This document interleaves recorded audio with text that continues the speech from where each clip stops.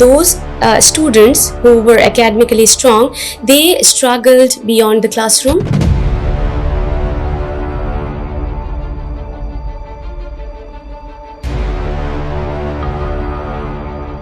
Learning is one thing, but achievement in marks is something else and not the same thing. Spend time cultivating skills outside the classroom. Build hobbies, have hobbies. Do not give up time building hobbies.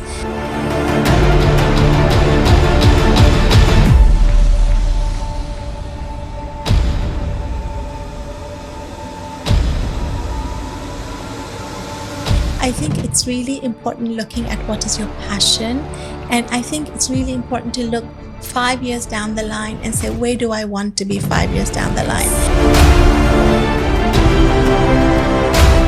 Learn to cook your own food. Yeah. Learn how to use money. People don't know how to use money. True. How lack of sleep leads to obesity, leads to depression.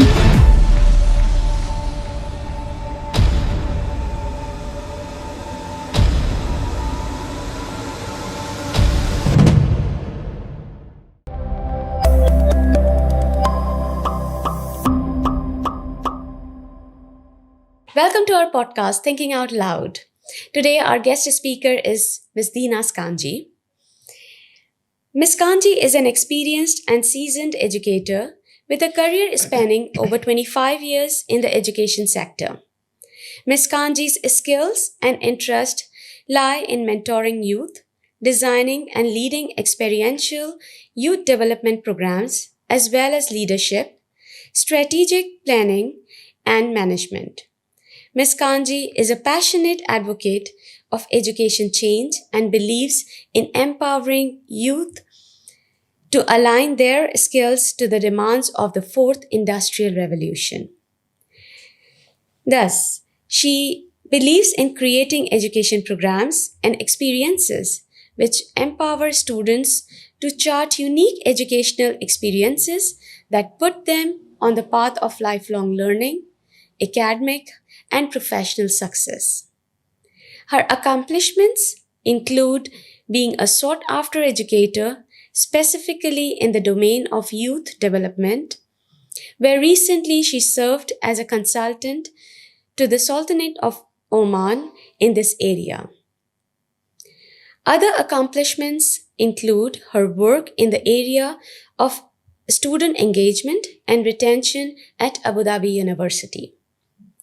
As a passionate advocate of change in the education system, Ms. Kanji's knowledge and skills are helping to provide support for change, specifically by championing an understanding of the new skills required for the workplace of 21st century. She has a rich background in developing and implementing experiential education programs for youth aged 13 to 19, with experience in leading with youth development programs in the UK, USA, GCC, Australia, New Zealand, Afghanistan, India, Pakistan, and Kenya. She is currently pursuing her PhD at University of Nottingham in the UK. Thank you so much, Ms. Kanji, for your time today. We truly appreciate your presence. Thank you very much for having me. Thank you. Appreciate it. It's our pleasure. So today we are going to talk about 3 important topics which are very important in students' life.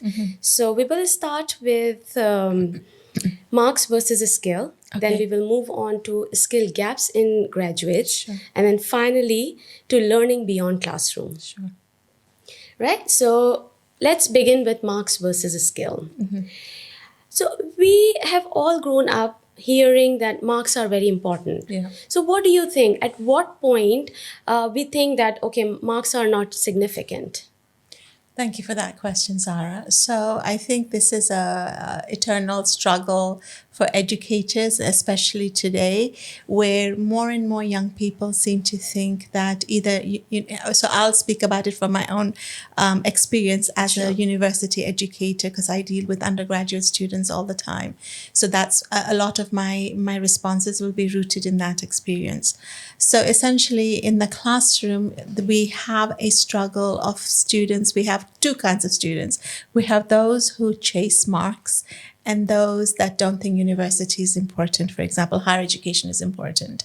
And they do this because they have to do this, right? It's Right. almost like a rite of passage that they've been told they need to go to university, but they don't really believe in it.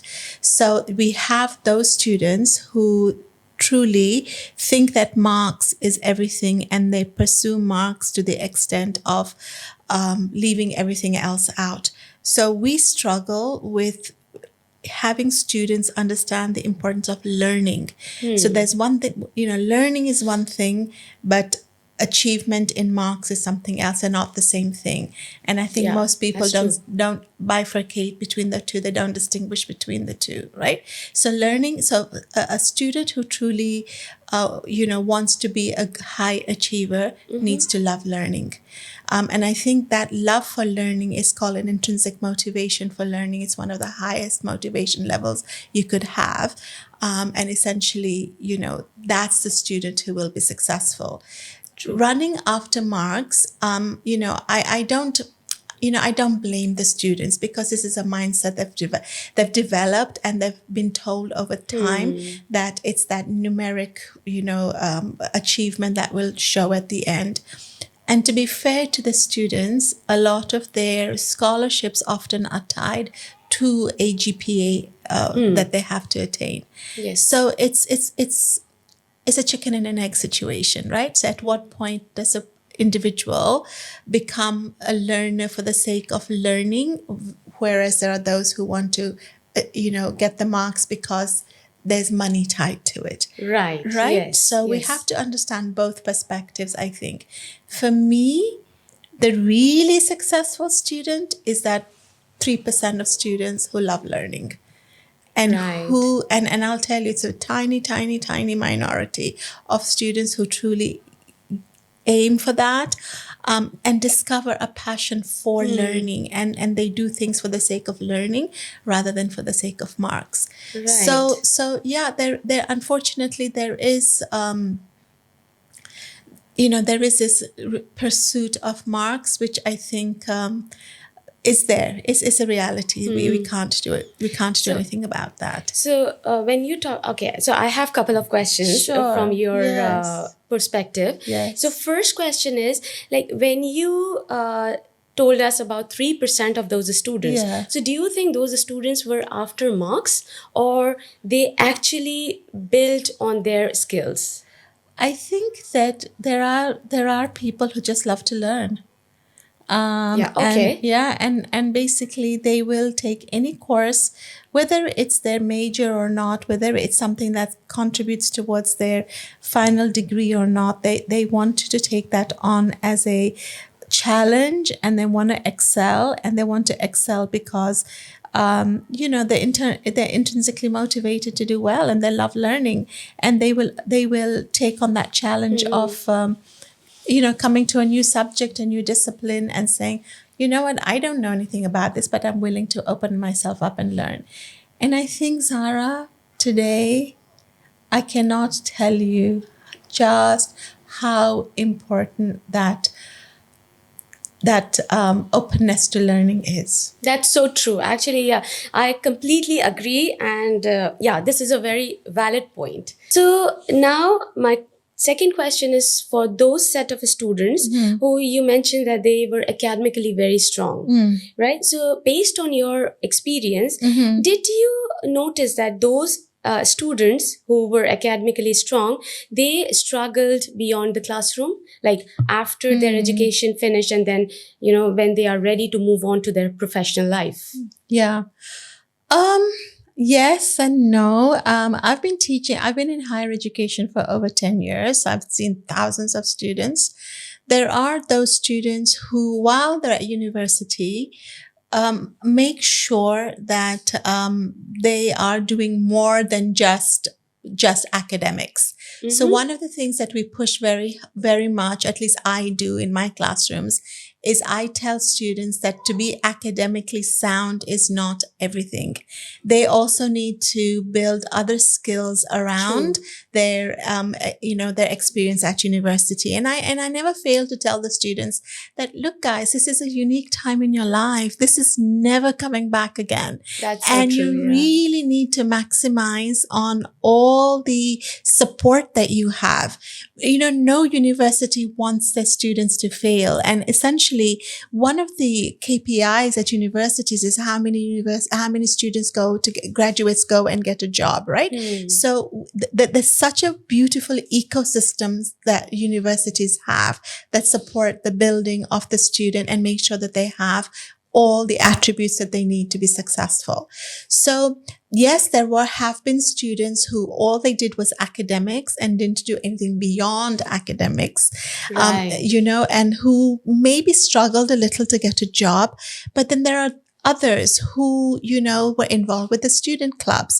They were involved with the student council. They did research with their professors.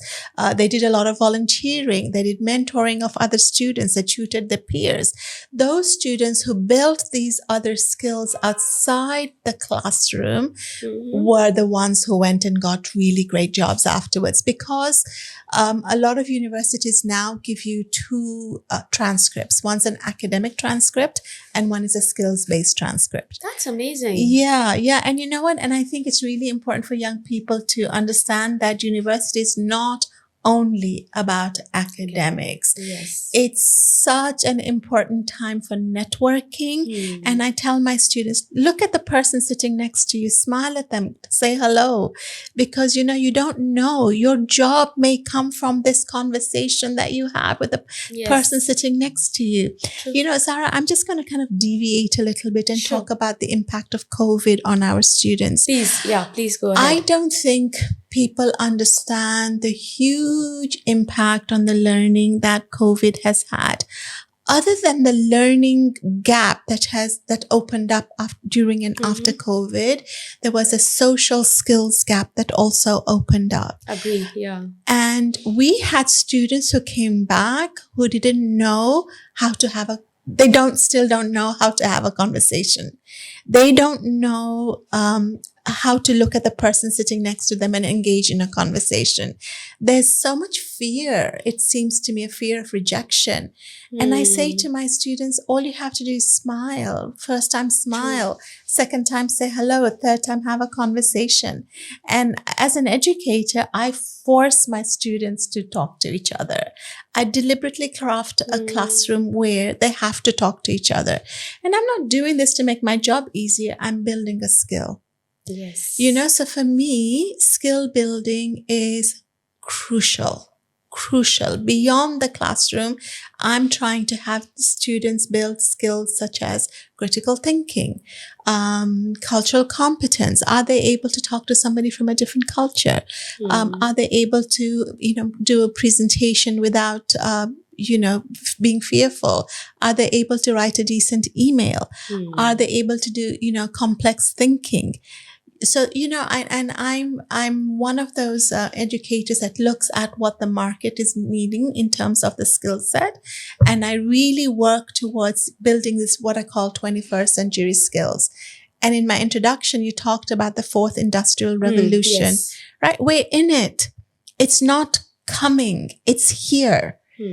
And we need our students to be prepared to not only enter it, but to embrace it and thrive in that environment. And to thrive in that environment, Definitely, yes. you need a different set of skills from what you needed That's so true. 10, even 5 years ago. Yeah, that's so true. So when you talk about those experiences, right, or skills which you ask your students to have, university student. So don't you think it's a good idea that our secondary school should introduce something like some sort of vocational training or internships, so that the student has that skill from secondary level before they move on to the university. Yeah, it's a great point. So again, schools also have great ecosystems. If parents only went and talked to the vice principal, the lead teacher, whoever it is, and said, other than in the classroom, what else can my child do?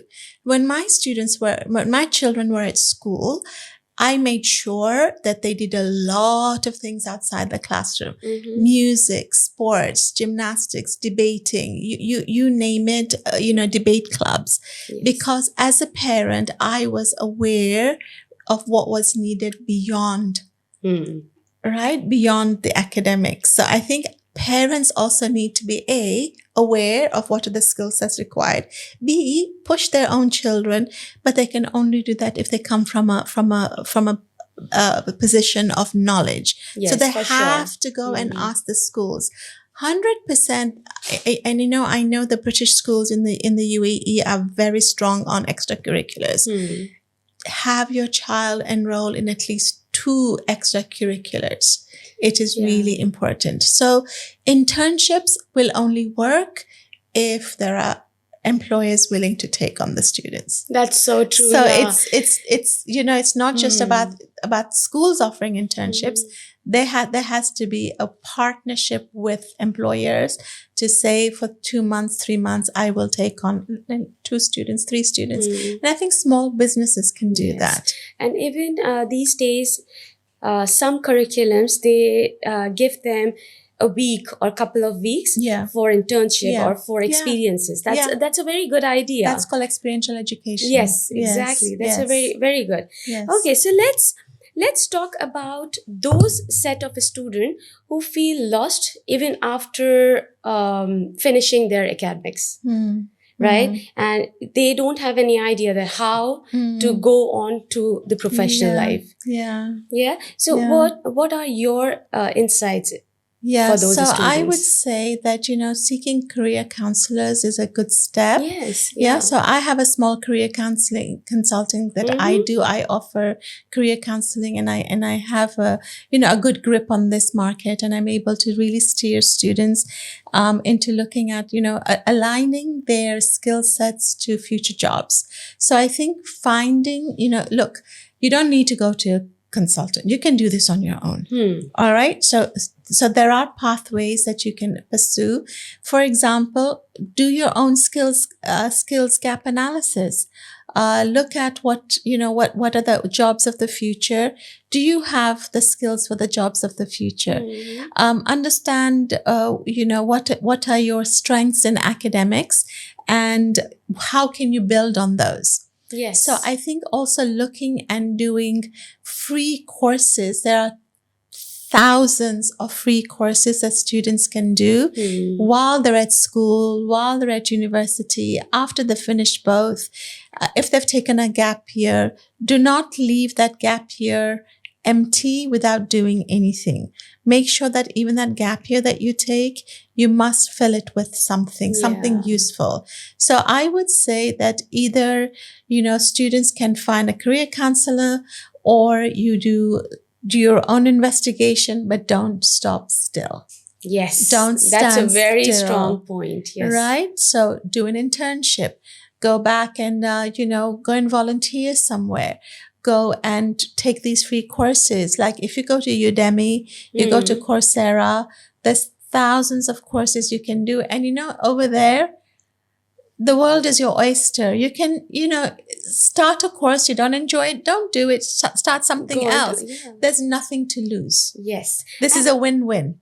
Yes, that's so true. And when you mentioned gap analysis, so are there any formal skill gap analysis happening? There are or tools not? out there that you can do. Yeah. There are tools that you can do to so see. These are through counselors or both. You can also find them online. Right. You can also find them online, but there are career counselors who will say to you, when they take you on as a client, they will say, let's do a gap analysis and see where you are. Very good. Yeah. That's amazing. Yeah. Yes. Okay. So, would you like to give us at least 2 to 3 realistic suggestions to our listeners who are especially students that how they can build onto their skills? Yes, you mentioned Yes. gap analysis, Yeah. you mentioned counselors, and what else they can do? Okay, so let's talk about, are we talking about high school students? Yes. Okay, so if we're talking about 11th and 12th graders, last 2 years of university, the first thing I would say is that if you're looking to go to university, don't do what everybody else is doing. Yes. So that's what we call a herd mentality. Don't do something because everybody else is doing it. Don't think, oh, everybody's talking about AI, so I must go into AI. I think it's really important looking at what is your passion. And I think it's really important to look 5 years down the line and say, where do I want to be 5 years down the line? So really setting your long-term and short-term goals is really important.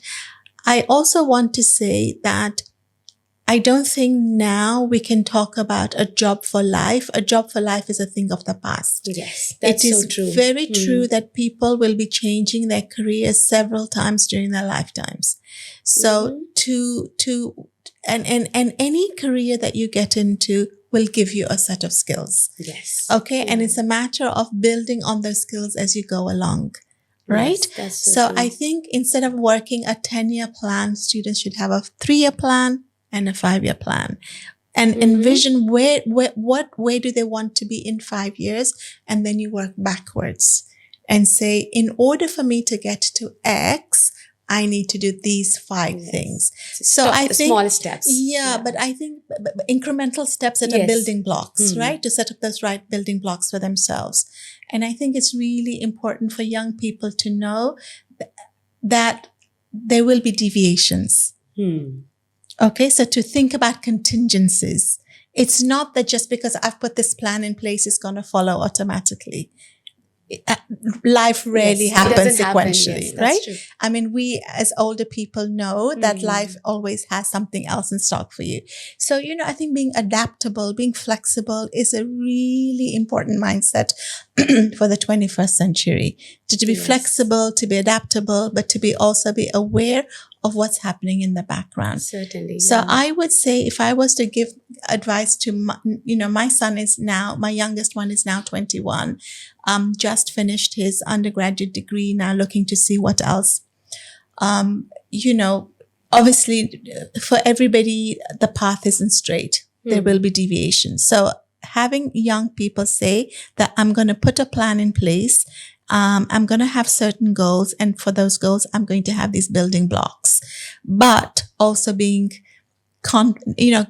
knowing that there will be other things that will happen. Yes. So building for those contingencies. I would say was one tip I would give. Yes. And I would also say parents need to be involved in this process. That's so It's true. it's not fair to leave our young people to do this. It's a wild, wild world out there, and parents need to hold their children's hand with love and just making sure that they're resilient. For sure. Yes. And not to be demanding. I think parents need to understand where their child is and not compare their child to anybody else. Unfortunately, as parents, we fall into that trap, right? That's so true. We compare our There child. is a social pressure as well, right? But your child is unique. There's no one like him or That's her. so true. So For sure. look at your child at their own terms and support your child.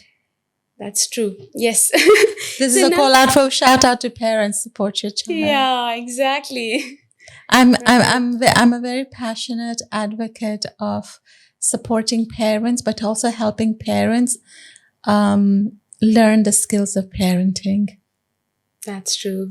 Because we don't go to school for that. Yeah, exactly. And sometimes we forget that, and just keep ourselves under that pressure, the peer pressure or social pressure that, okay, my child has to do certain things because he is at a level now, he's a teenager, so he has to do certain things. Right. But yes, you are right that we shouldn't be pressurized by the environment. Yeah. Yeah. It's fine for parents to demand excellence, Yes. but not every child. But I think the definition of excellence varies for every child. True. So to meet your child where he or she is really important. That's so true. Yeah. So now, talking about those students who are in their transition from a university to professional life. Yeah. So what do you think? What are top skills or qualities an employer is looking for in a fresh graduate? Yeah. So there's something called the 21st century skills that the World Economic Forum talks about. And if you look at the literature out there, it's something that the UN talks about. There are all of these consulting companies. They also come up with these lists of 21st century skills. And funnily enough, they change, although they're supposed to be like stable for a few years, they change every 3 or 4 years. What I would say to the students is go look at these things called the 21st century skills. And you will see that there are certain things that are there. Communication is one. Critical thinking is another one. Complex problem solving is another. I think having an attitude with an open growth mindset is another one. So they can go and look at these skills, which are called the 21st century skills, and actively work towards building those. Right. So, you mentioned all these skills. Yeah. But do you think those employers just go for one interview, or there are several interviews those graduates have to go in steps? Okay, let me tell you the reality of the job market today. When you apply for a job, your CV is not looked at by a human. It's looked at by AI. Okay. So there is something called AI. I forget what it's called, ATS CV or something. I forget what the name is, but there is a name for a particular kind of CV you can write that bypasses the AI. Wow. Yes. Really? Yes. There, I can't remember the name, but I think one of my colleagues offers classes in this, how to write I think it's called an ATS CV. So first of all, the reality is that when you do apply for a job, there will be thousands of other people applying. So I'll give you a small statistic. The New York Times, when they had an internship program for high school students, 200,000 people applied. Just for one position. Yeah. Wow. Yeah. So, that's a huge number. So essentially understand the competition, right? Today, the job market is shrinking and it's moving towards a different kind of a job environment. So first of all, knowing that you are competing against literally thousands of people. Number two, making sure that you know how to write a CV and you do it properly and you do it in a way that bypasses that AI review. Okay. So I think that and there are things that you can do online. Coursera offers a course on how to write a, AI proof CV or something. So go look at things like that. That's a very good point, actually. You mentioned, and I'm sure our viewers will be beneficial with this point. So if I can just complete, Zara. Yes, please. That so they will go through, if their CV isn't set aside, they will go through at least 2 interviews. And that's the other skill students need to have, or graduates need to have, is interviewing skills. Right? So even having somebody coach them through that would be a really good thing for them to be able to do. So this means at every step, they need to have coach. A set of skills. Yeah, but coach as well, who is experienced in... So it could be a family friend. It could be somebody that's, somebody within their own community circles that could support. Again, today you can just go to Claude AI and say, give me, how do I prepare for an interview? Yes. So it's not that difficult. The difficult is to perform in front of the HR. True. Right? True. So that's the trick. Right? Yes. And again, you have to make sure that the CV is tailored to the job. So students need to have multiple CVs ready. Yes, that's so true. Right? It's not about one CV. And according to where you are applying, of course. Exactly. Yeah, for sure. Yeah. Yes. That's amazing. Honestly, I really liked all your points, and definitely it must have given insight to our viewers. And can you just give us one key message to the students who are still in their academic journey?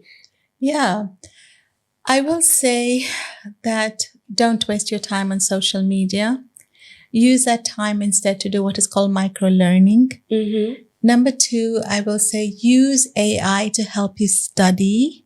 Okay. So how do you do that? You do that. You upload your course materials to an AI tool and subscribe to one. I will say it's not that expensive. Subscribe to one, make it your friend, and tell the AI tool, these are my materials. Give me sample questions on this. Prepare flashcards for me for this. Prepare a podcast for me for this, and AI will do that for you. So use AI meaningfully. Yes. Number three, don't rely on AI. Do not make it your crutch. Use it smartly. Do not use it to cheat at university or school, because eventually it'll catch up with you. Number four, be a critical thinker. And I have to say, you have to read,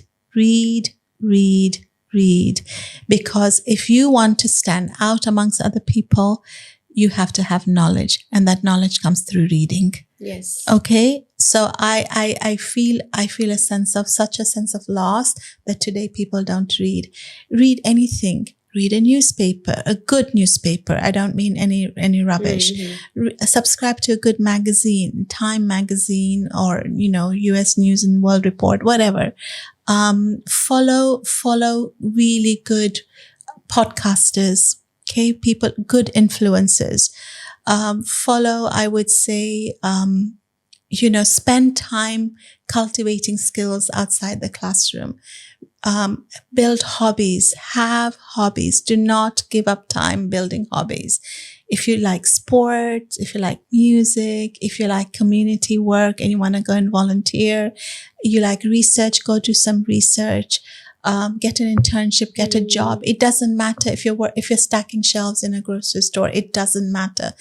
Any job will teach you a lot. At the very least, it'll teach you humility. Yeah, and communication, discipline. Yes. Discipline. Yes. I would say to young people, learn to make your own bed. Learn to cook your own food. Yeah. Learn how to use money. People don't know how to use money. True. I would say to young people, sleep. Young people don't get enough sleep today. Yes. And there's so much research tied to how lack of sleep leads to obesity, leads to depression. Yeah. I would say have a really good system, have a really good routine. And I would say build a life of community, family, good peers, and be contributing member of your society. So up till now, we already discussed about students. So what would be your message to our parents, how they can support their children in their transition period? Thank you for that question, Zara. It's a really important question. So the first thing I want to say is that being a parent is also part of experiential education, because none of us go to school to be parents. We learn as we go. It's learning by doing, right?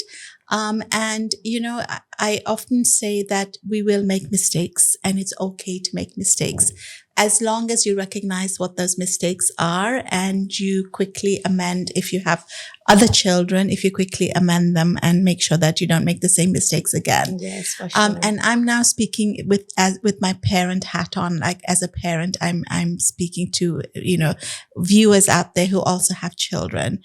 I want to say that, first of all, if you have more than one child, do not compare them. That's so true. Yes. Yeah. So get out of that mindset that, my child, X child did this, so Y child must also do the same. It's not about that. Number two, don't compete with others. Treat your child as a unique individual that he or she is, and look at your child's strengths and find ways to support them so that you can meaningfully guide them into the next phase of life. I also want to say to parents that adolescence is really, really, really difficult for people to go through, right? As a behavior analyst, you know that Yes. adolescence is the most difficult part of human transition, human development, Yes, right? So we are definitely. going through, understand what your child is going through, right? They have, they're going through social development, cognitive development, moral development, physical development, spiritual development, and all of these are happening simultaneously. Yes. It's not like that one starts and stops and another one picks up. Everything is happening at the same time. Think about your child. They're in a state of turmoil, right? There's so much on your child.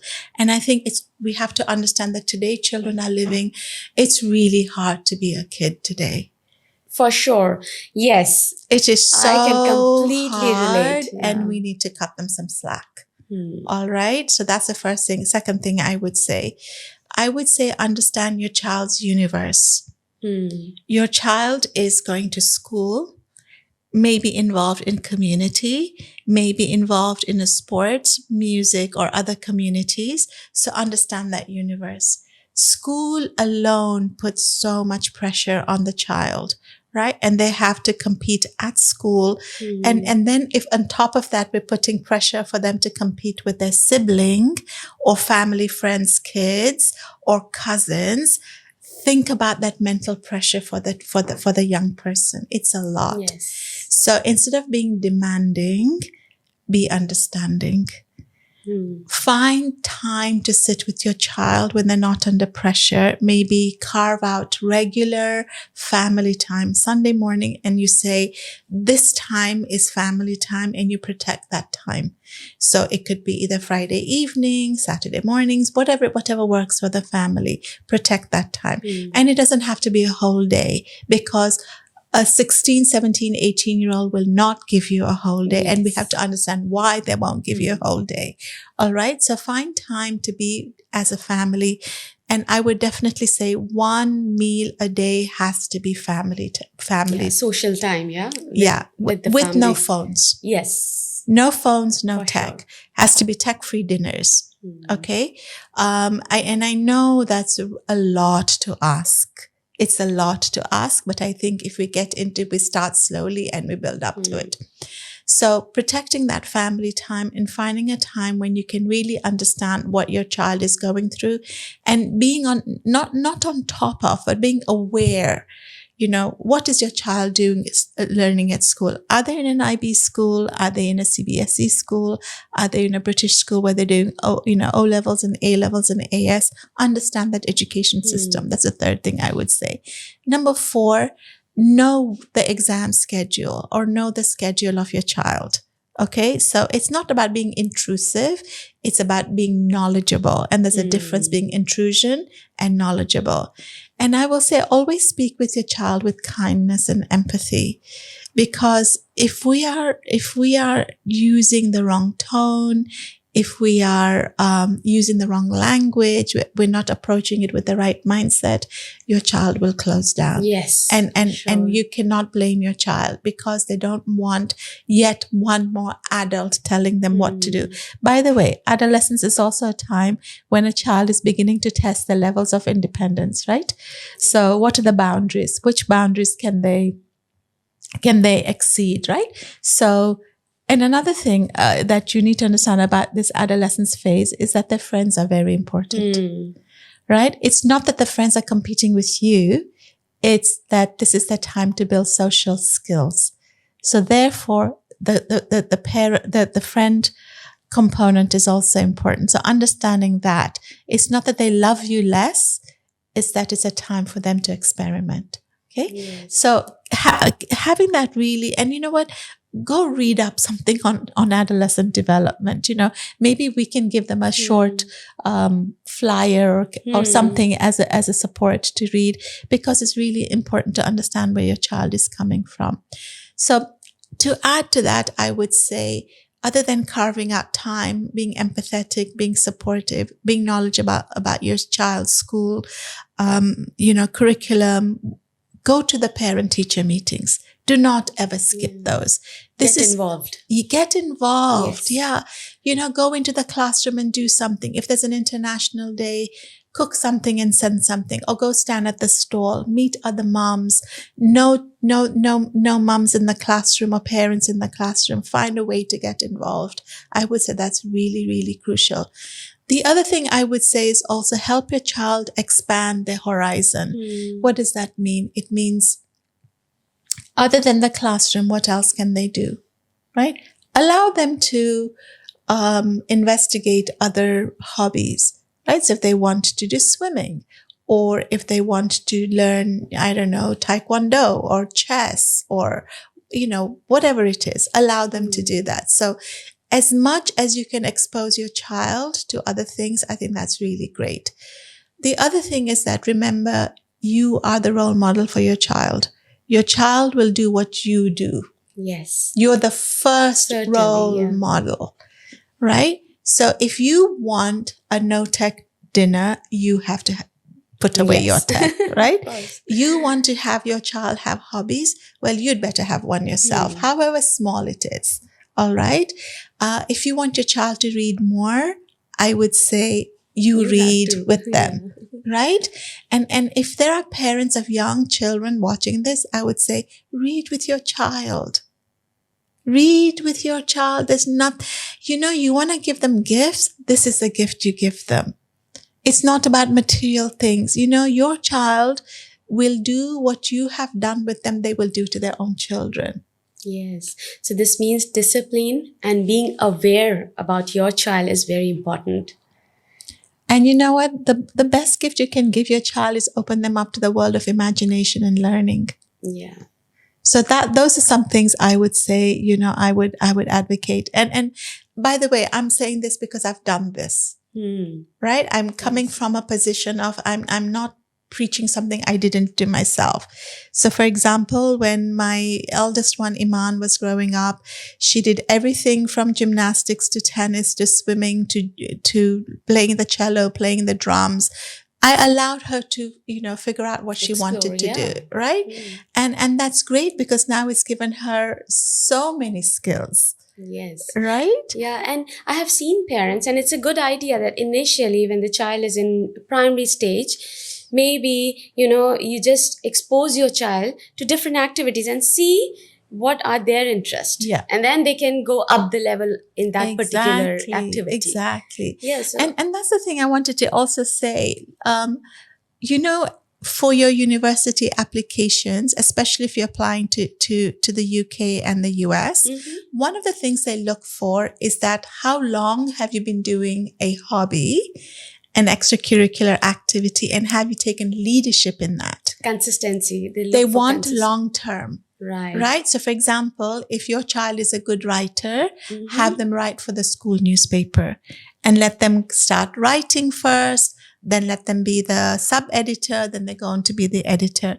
And you put this on the child will put this on their academic transcript and CV when they're applying for university. It counts for a lot. Okay.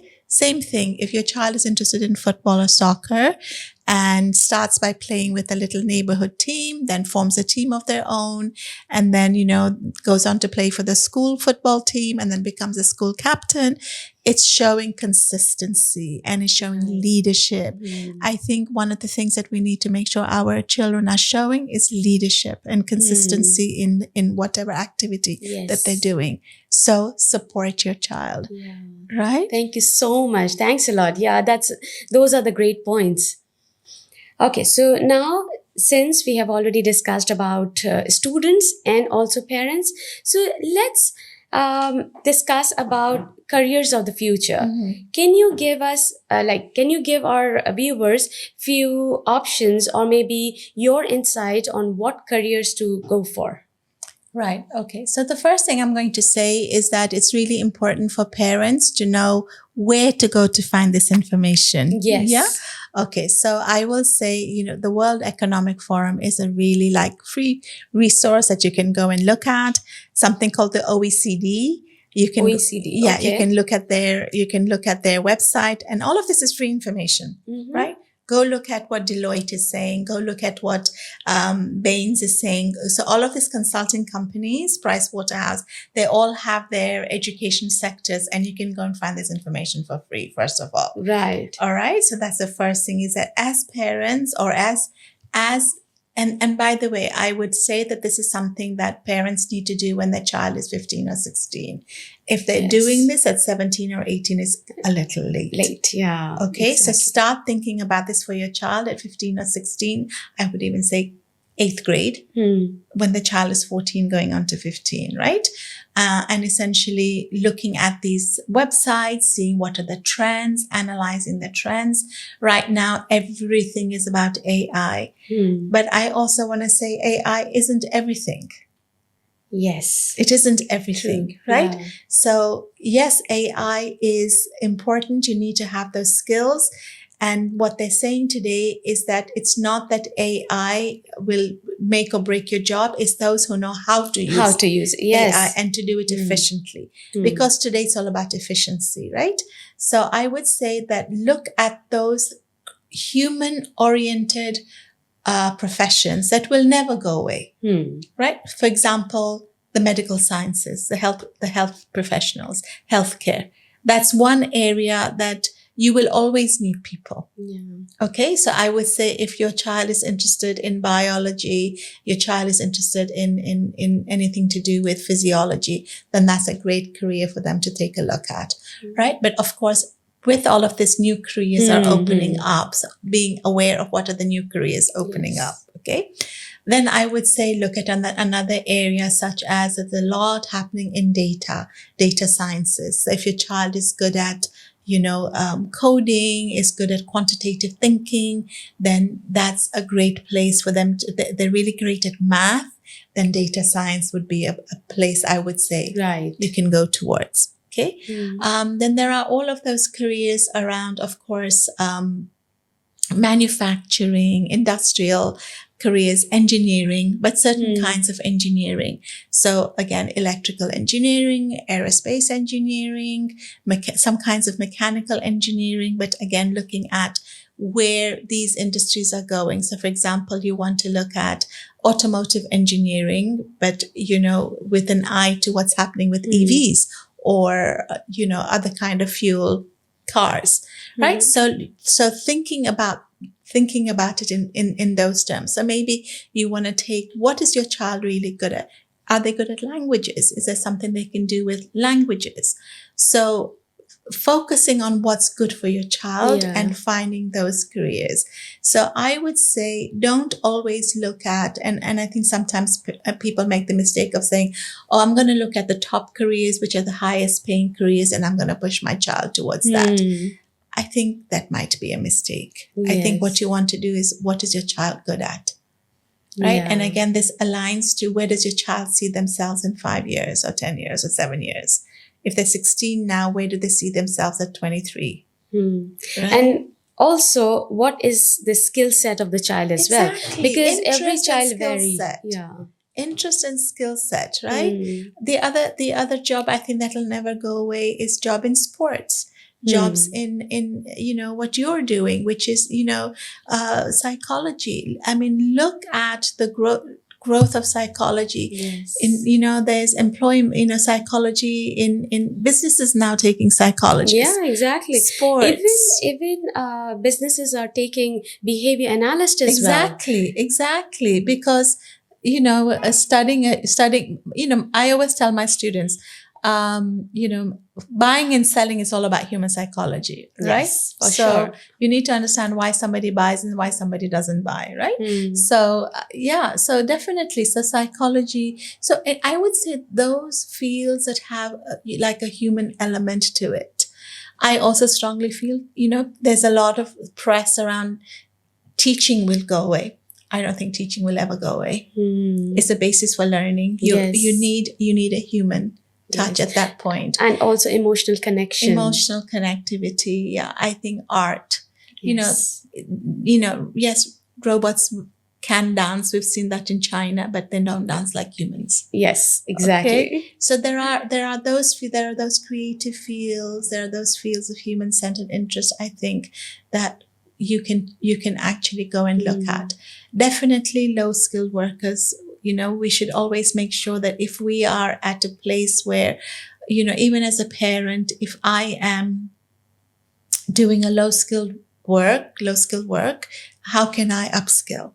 Yeah. It's all about upskilling today. It's all about upskilling. And as somebody who lives the mantra of lifelong learning, and I don't hesitate to say that at my age, I'm doing a PhD. Why am I doing a PhD at my age? I'm not going to get a job at the end of it, but it's about always pushing forward. Yes. Right? It's always about how can I be a contributor to society?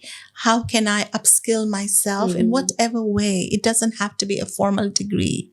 Yes. There's so much you can do for free. Yes, for sure. And even there are so many certifications are out there which parents can head on to. Exactly. Yes. And again, this is your role modeling for your child. Yes, yeah. Right? So this is what I would say is that these are some of the tips I can think about. Yeah, thank you so much. Okay. So far we have already covered our students, our parents, and also you mentioned about lifelong learning as well. So yes, I think that's a complete podcast we had today. Thank you so much. Honestly, you have given us a thoughtful insight, and we truly appreciate your contribution Zara. to our I enjoyed podcast. this conversation a lot. Thank you For so sure, much. for sure. I'm sure your perspective have given our viewers a new direction to reflect on. I hope so. I try my best to help my students. Thank you. Thanks Thank you very much. Thank you, Zara. Thank you. Thank you to Thinking Out Aloud for this opportunity.